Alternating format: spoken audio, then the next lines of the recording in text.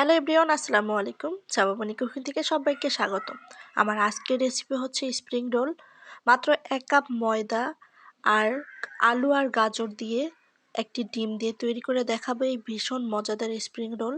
এই নাস্তাটি সকালের নাস্তায় এবং বিকালের নাস্তায় এবং বাচ্চাদের টিফিনে অতিথি আপ্যায়নে আপনারা অনায়াসে এই স্প্রিং রোলটা বানিয়ে নিতে পারবেন খুব সহজেই। কিভাবে তৈরি করব এ টু জেড আপনাদের সাথে সব টিপস শেয়ার করব এবং খেতে এতটাই সুস্বাদু হয় যে না বানিয়ে খেলে মিস করবেন। তো কীভাবে তৈরি করব সেই রেসিপিটাই শেয়ার করব। একটা ভেঙে দেখাচ্ছি এটা কতটা ফ্লাপি এবং ফুলকো ফুলকো হয়েছে। চলুন দেখে আসি।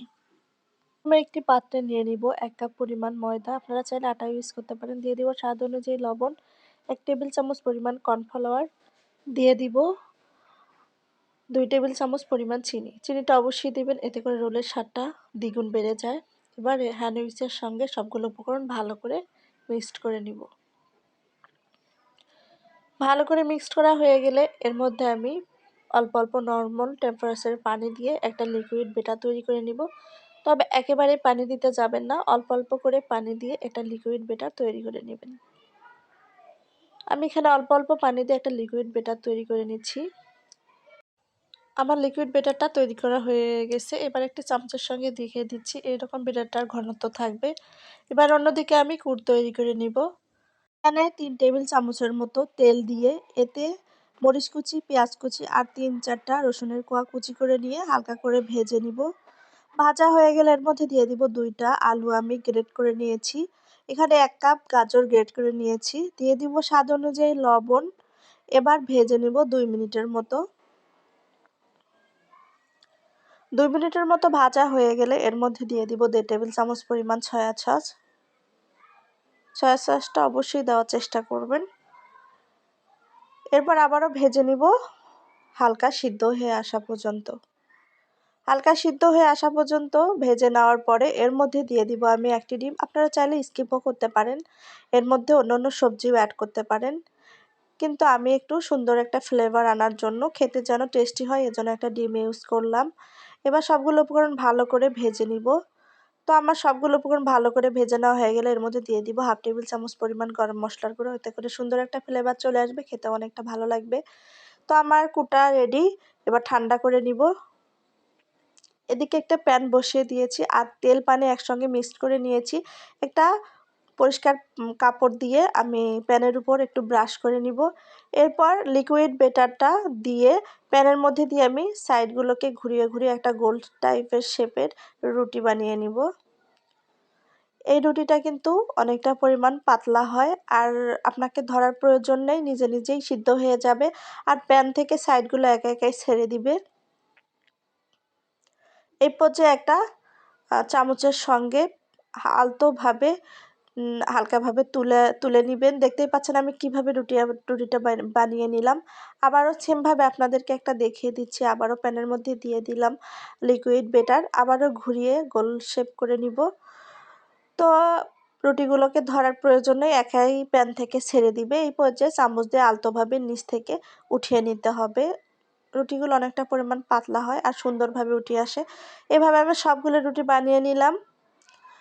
তো এখানে আমি 1 টেবিল চামচ পরিমাণ ময়দার সঙ্গে পানি মিশিয়ে আমি একটা গামের যেন কাজ করে রোলের সাইডে লাগানোর জন্য, ভিতর থেকে কুটটা যাতে বেরিয়ে না আসে, একটা গাম তৈরি করে নিয়েছি। এরপর উপর দিয়ে দিব আমি সেই সবজির যে কুটটা বানিয়ে নিয়েছি। এবার এক পাশ থেকে ফল্ট করে দিয়ে দিব।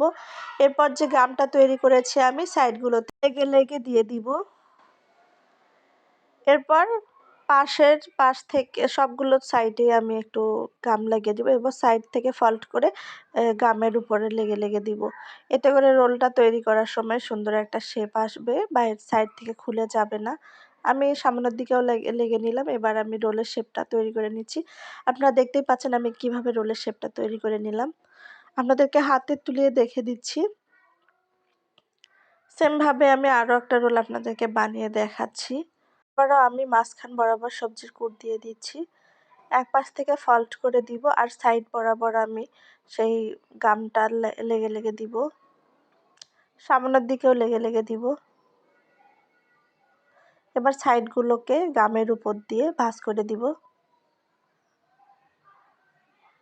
সামনের দিকেও লেগে নিচ্ছি, এতে করে খুলে যাওয়ার চান্স মোটেও থাকে না, ভাজার সময়ও খুলে যাবে না, সুন্দরভাবে ফল্ট করে দিব।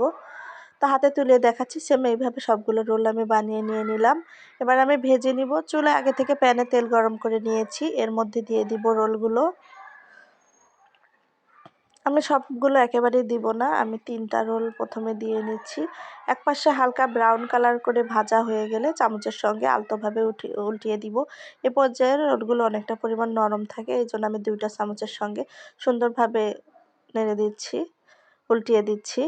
এবার সুন্দর করে ব্রাউন কালার করে মচমচা করে ভেজে আপনাদেরকে দেখিয়ে দিচ্ছি এবং একটা আমি পাত্রে উঠিয়ে নিব।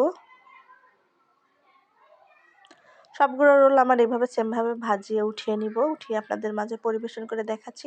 দেখতেই পাচ্ছেন রোলগুলো কতটা পারফেক্ট হয়েছে এবং আমি একটা ভেঙেও দেখাবো ভিতরটা কতটা পরিমাণ সফট হয়েছে এবং উপর থেকে অনেকটা পরিমাণ ক্রিস্পি হয়েছে। যদি আমার ভিডিওটি ভালো লাগে অবশ্যই আমার চ্যানেলটি সাবস্ক্রাইব করবেন, নতুন নতুন ভিডিও দেখতে পাশেই থাকবেন। ধন্যবাদ, সবাই ভালো থাকবেন। আল্লাহ হাফিজ।